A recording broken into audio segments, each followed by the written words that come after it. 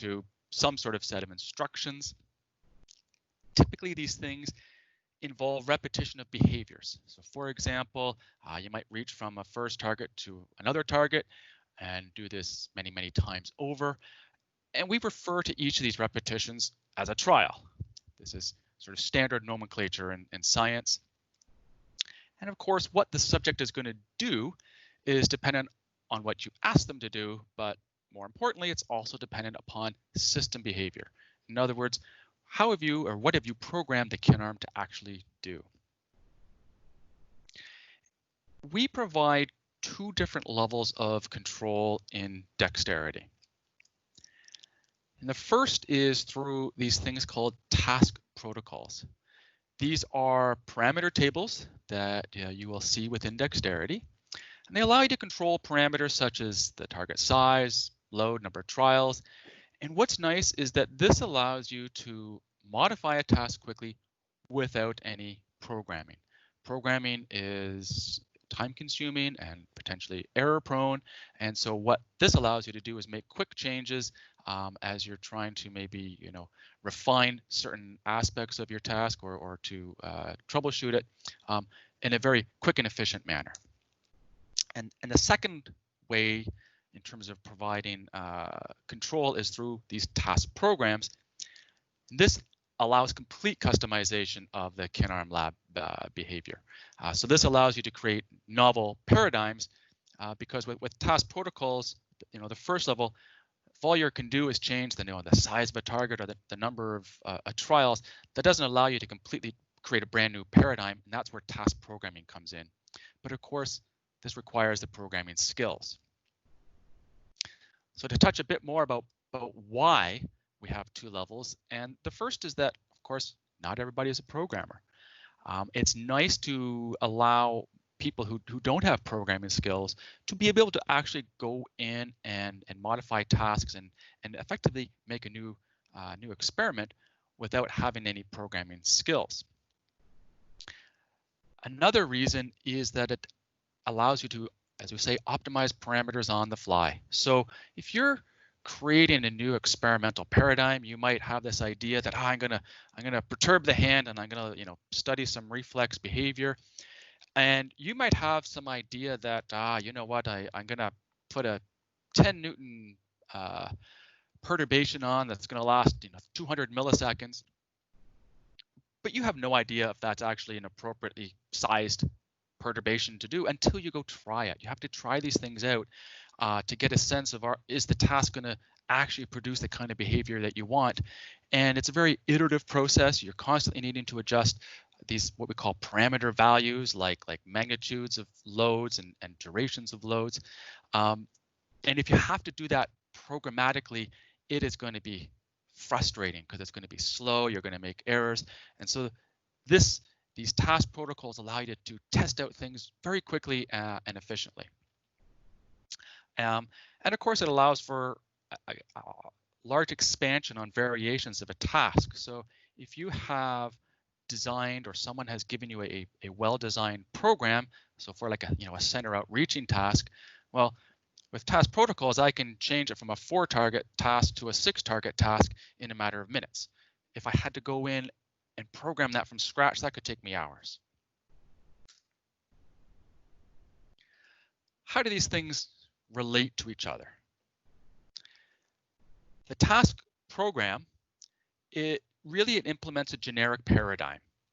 So for example, the reaching out, center reaching out task. It's where you've defined this paradigm where there'll be a target someone reaches to and then a second target someone else reaches to.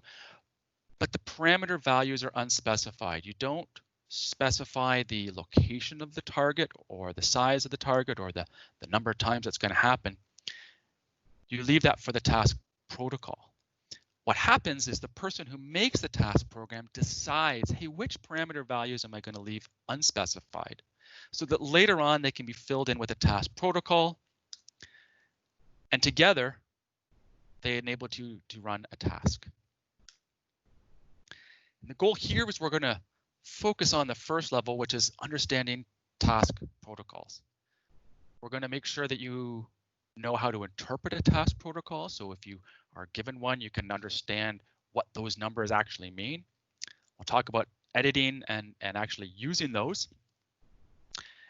And it's a building block. This is really important to get to the next step, which is custom task programming. Because when you program a custom task, it has to make use of task protocols. So we got to start off making sure that you understand what these task protocols are and how to actually use them. And so we'll be talking about task programs. We'll be getting into that later on this afternoon. Within Dexterit-E, there is this tree structure which shows the tasks, and a single task program, in this case we call it a force channel, can have one or more task protocols. And when you go to run a task, you select the task protocol, and both the task program and the protocol get downloaded from the Dexterit-E computer. They both get sent over to the robot computer, and then the robot computer runs the task from there. How do we organize and structure a task protocol? Because you might have an experiment which might have, dozens or hundreds of trials. And the first point is that we tend to organize these in terms of blocks. And blocks are sort of a conceptual framework. There's some nice reasons I'll show you later about how you can manipulate things when they're within blocks. But usually it's based on sort of shared properties or purposes. And I'll give you an example, and this is an example we're going to build on throughout this talk. And in this case, we've got a total of 12 trials. And the first 3 were some sort of baseline where we were just trying to get a sort of background measure of what was happening. And then the second block was 6 trials where they were maybe some sort of training paradigm. And then block 3 was passive again, looking at after effects. And so in this sense, in this example, it makes sense to group these trials together because they have this shared sort of purpose and functionality.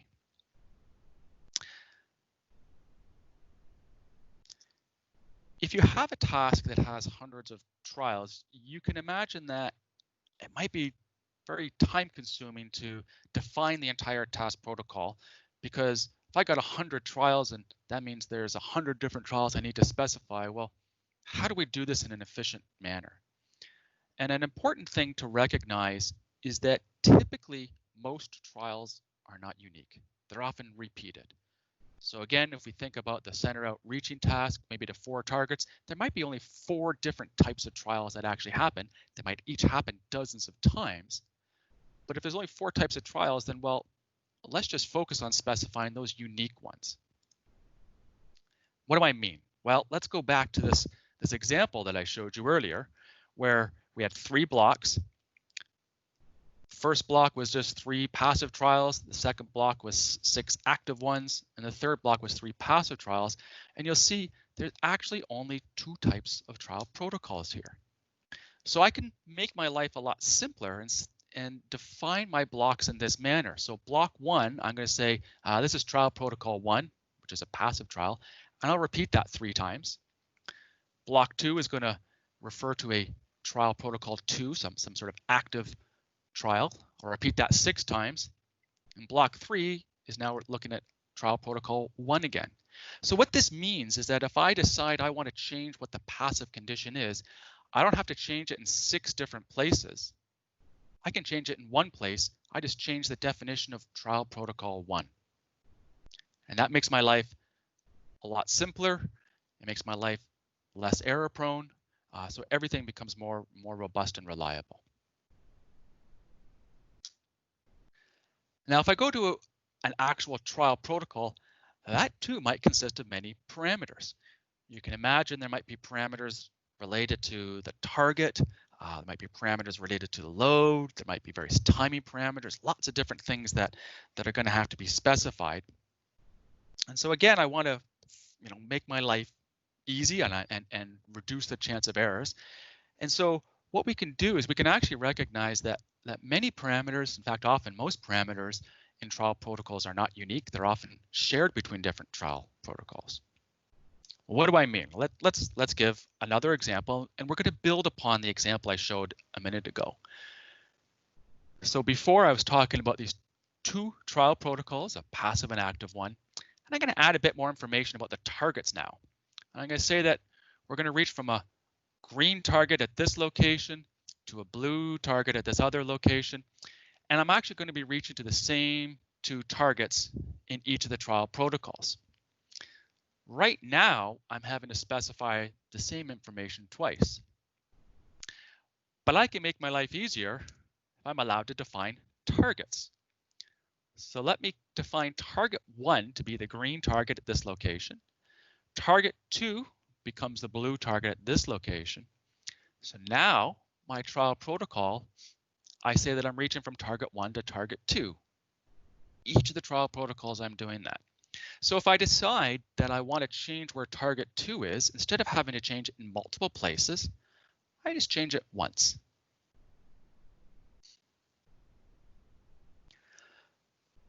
So how does this task protocol structure actually look? Well, we have a block table, which is going to point to or refer to a trial protocol table, which is going to have all the details about each of the trial protocols. And that in turn is going to point to or refer to a target table. So this is where I'm going to define all of my possible targets, as well as a load table where I can specify all the different loading conditions. What does this actually look like?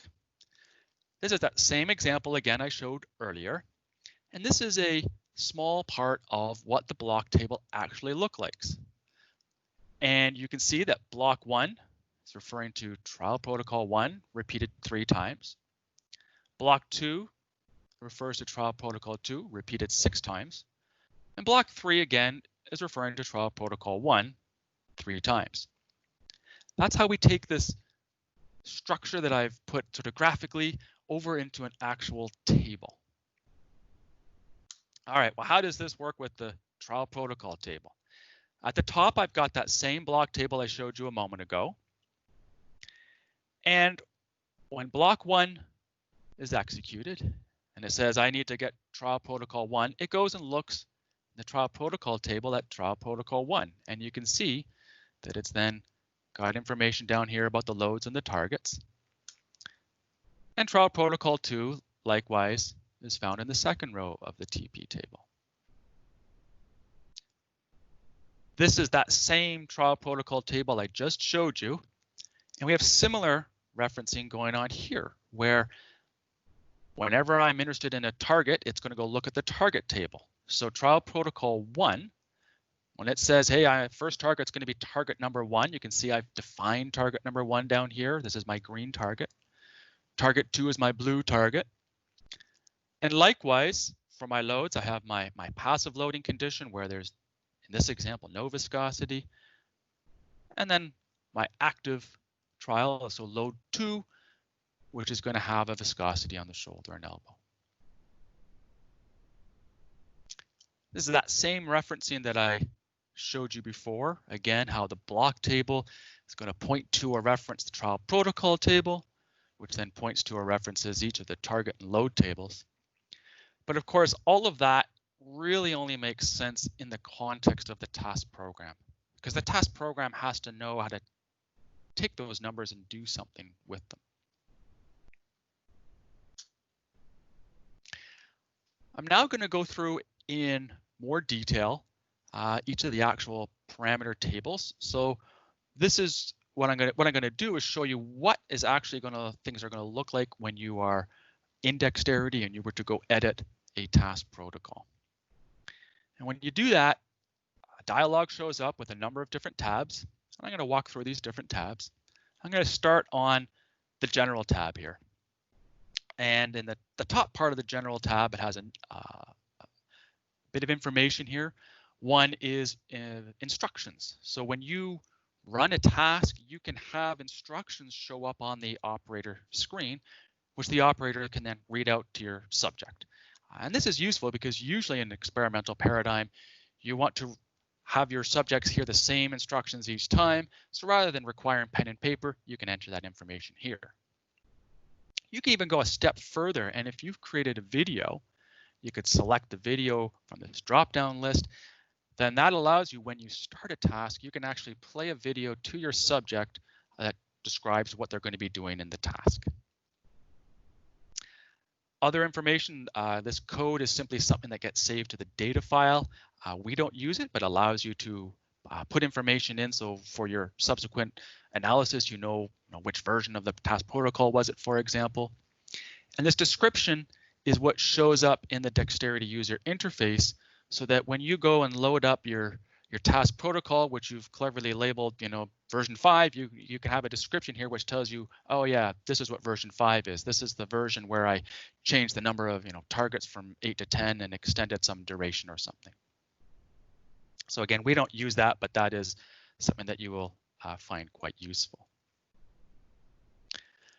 If I continue with what's available on that general tab, we have some options for showing for controlling how hand feedback is shown to the subject. Typically, you end up having it being controlled by the task program, but sometimes you want to override that when perhaps maybe debugging a task and such. Similar is for gaze feedback for those of you who have the Kinarm gaze tracker. When you run a task, one of the things you'll notice is that the play button in Dexterit will turn into a pause button. And so if you pause a task, this drop down here allows you to select what's going to actually happen. Is it going to pause instantly? Is it going to wait to the end of the trial? Is it going to, if it does pause instantly, what happens when you restart? A number of different options which you can just play with at your own leisure, but it's important for you to know that at least there are a bunch of different options. And then data saving rate, default is a kilohertz, but some people, if you don't really need that level of detail, you can have your data be saved at a lower data rate, which of course then makes your files smaller. It's up to you to decide to do that. And use random seed. This is a little bit more advanced, but if you often tasks will have some sort of random component to it. So for example, you might want your subject to have to hold at a particular target for some duration, which is random, before the next target turns on so that they can't anticipate what's going on. And use random seed here means that the pseudo-random number sequence that's used is going to be different for each subject. If this is unchecked, then that means that the pseudo-random number sequence will be the same for each subject. So it'll still appear random, but there'll be the exact same sequence for each subject that goes through. Whether that's important, of course, depends on what your scientific question is.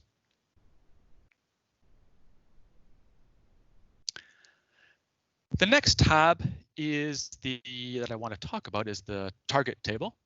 This, of course, is where you're going to be editing information about targets that appear. If you want a target to appear and you're going to be using the target table, then it has to be defined here. If it is defined here, it may or may not actually be used. It depends on whether or not your block table and trial protocol table are actually pointing to those particular targets.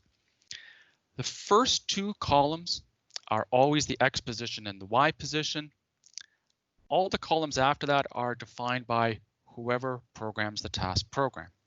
So this particular task, someone had decided they were going to have circles, so we only need a radius. And they decided that the targets are going to have different colors associated with them depending on what's happening during the task. So again, not every task is going to look like this. Other tasks might have only one color column, or they might have, if you're using other target shapes, there might be, say, if you were using ellipses, you might have a major axis, minor axis, and an angle. There's lots of different other options. In terms of the colors, if you were to double click to edit one of the colors, then you end up getting a dialog that looks like this, which allows you, if you click the color picker, to choose a different color. Or if you've got a graphic image like a PNG or JPEG, if you select that, then that means that your target will be filled by this graphic image. So this is a fairly simple way of providing some somewhat more interesting visual stimuli to your subjects.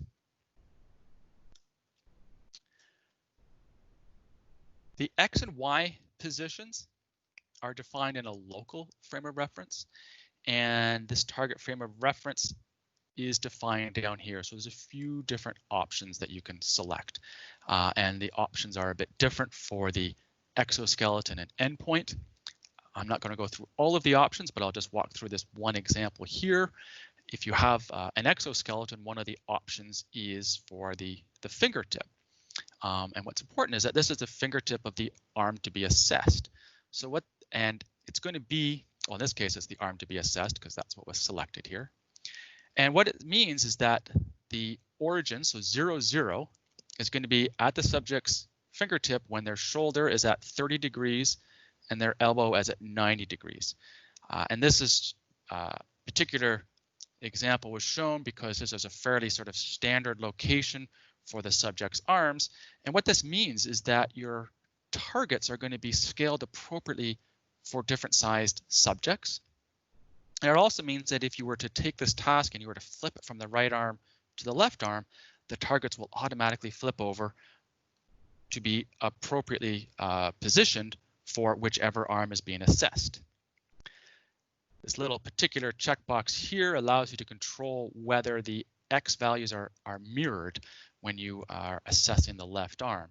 So for example, if you have a task where it's important that your subject reaches from some center point out laterally, then you would want to check this because, of course, for the right arm, that would be a positive X movement, whereas for the left arm, it would be a negative X movement. So all of this, again, is designed to allow you to define a target table set of target locations once that'll work for all of your subjects without having to go in and say, oh, I have a short subject today, I need to move everything by 3 centimeters. Any questions so far? I will take the lack of hands pointing up as no questions. The next tab in the task protocol is the load table. And in this, in the load table, all of the columns are defined by the task programmer. So this particular example, you can see that we've got a number of velocity dependent loads, X and Y viscosity, and then force in the X, force in the Y dependent on velocity X, Y. If I had a different task, so for example, if I had a perturbation task, my columns might be perturbation magnitude and perturbation duration. So it's completely defined by the task program. And so every task is going to have different load parameters. And in fact, you may have tasks with no loading conditions.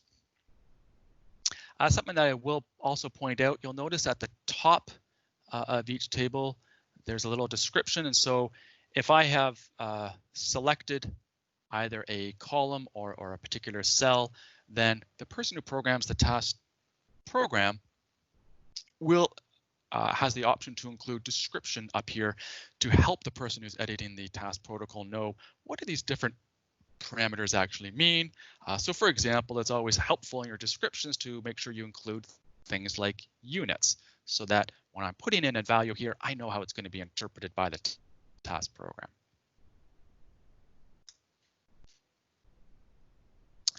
The next tab is the trial protocol table. And again, like the load table, all of the columns here are customized. They're all defined by the person who programs the task program. So again, when I look at two different tasks, they might have completely different columns here. And the kinds of things that are usually defined here are things like, which targets are going to be used in the task. So in this example, there is both a start target and an end target, which will be referring to the target table.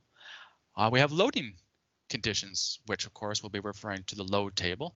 And then there might be various timing parameters, for example, that will be used by the task program to control, say, how long a target shows up for.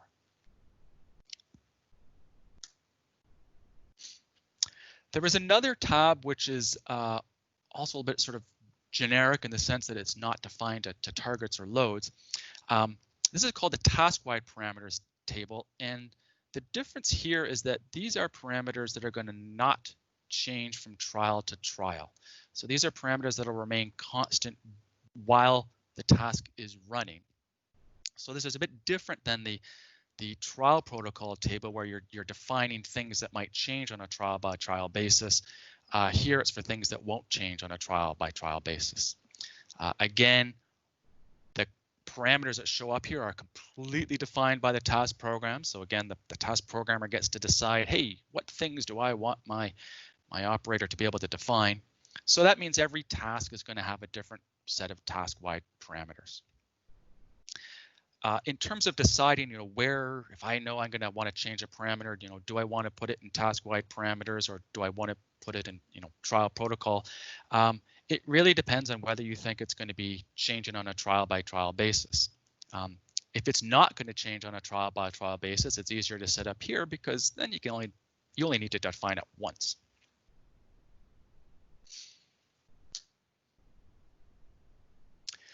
So the next table is the block table.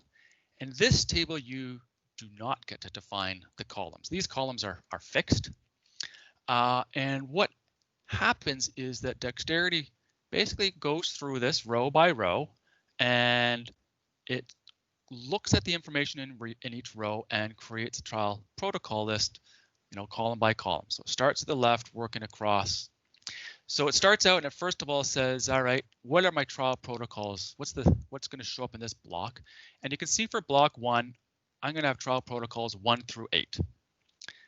I then can define how many times is that list going to be repeated. So this is only going to just show up once. In this first block, I do not add anything further. There's no more extra trial protocols. I'll explain a bit more what that means in a minute. Then I'm going to say, I want to randomize it. So that list of 1 through 8 gets randomized. And then how many times do I run it? I just run it once. Block 2, you can see that I've got trial protocols 1 through 4 and then 5 through 8. So this actually is going to produce an identical list to block 1. I put it here as an example to show you some of the syntax that's used when you're trying to define a list. So you can create more complicated lists in different formats using these, the comma to help separate different numbers. But again, you'll have that list 1 through 8. It's just repeated once. It'll be randomized, and then that whole block will happen once. So block 3 now is getting a little bit different. So my list is going to start out with trial protocol 2.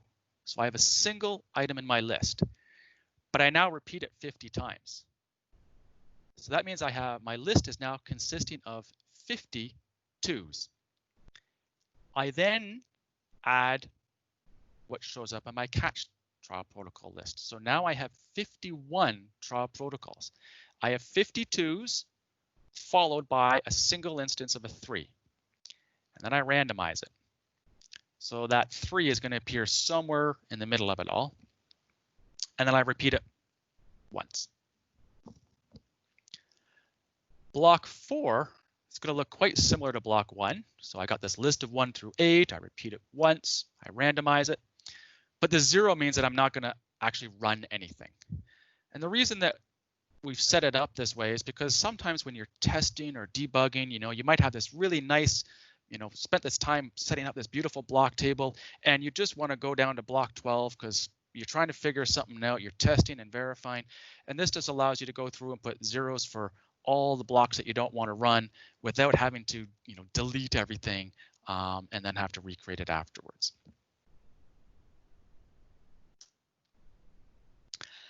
I'm now going to go through 2 more examples just to help highlight a bit more about how this is all actually working. So let's look at block 5, and I've got this list 1 through 8, so I have 8 trial protocols, and list reps 2 means, I'm going to repeat that twice. So at this point, I now have 16 trial protocols.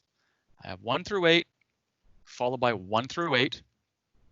That entire list of 16 gets randomized. So now I've got 16 trial protocols all randomized, and I repeat that once. Block 6, I have trial protocols 1 through 8 again, but I repeat it just once. I randomize. I do this twice.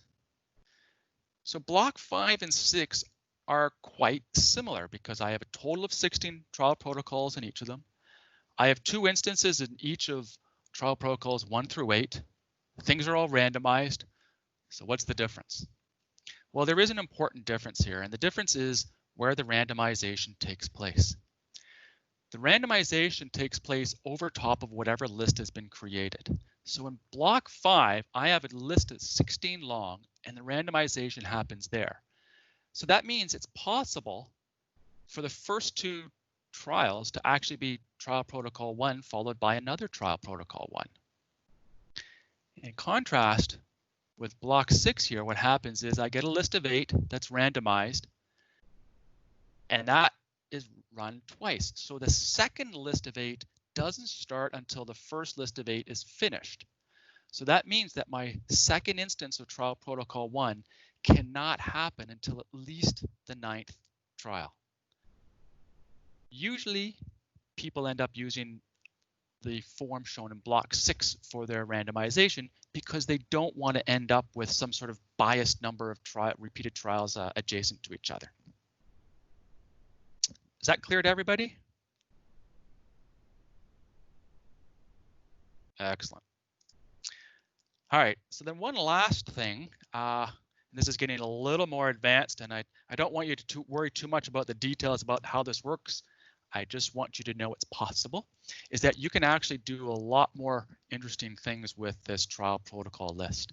So normally if things are randomized, it just takes that list and it just randomizes it. But you can actually add square brackets or round brackets that can control whether certain parts are randomized, and if they are, whether they're kept contiguous. So there's a lot more power that you can build in to really fine tune and control how the trials are going to appear when you randomize them, because sometimes it's really important to keep certain trials, say, adjacent to each other or not. So again, I'm not going to go into a lot more detail than that. Our Dexterity user guide goes into a lot. What I want you to remember is that you can do some really cool things there. And so if you're trying to think about a particular experimental paradigm and you need more precise control of randomization, I want you to know it's possible. And the last, tab on the task protocol editing dialog is the analog inputs. So if you have an analog input card with your Kinarm, then you have the option of potentially recording some analog data. Most common example of that would be for EMG, but you can record anything you want. Again, the person who programs the task program gets to decide what analog channels are going to be acquired. But what's important is that the task program will acquire it, and it'll give you the option of saving it. Whether you actually want to save it depends on whether or not you check this checkbox here, and then you can optionally input whatever names you may want to put in there. The rest of this information, the units, gain, offset, we don't use that. That's just information that goes into the data file because you may want to record it later on to know exactly what it was that you recorded.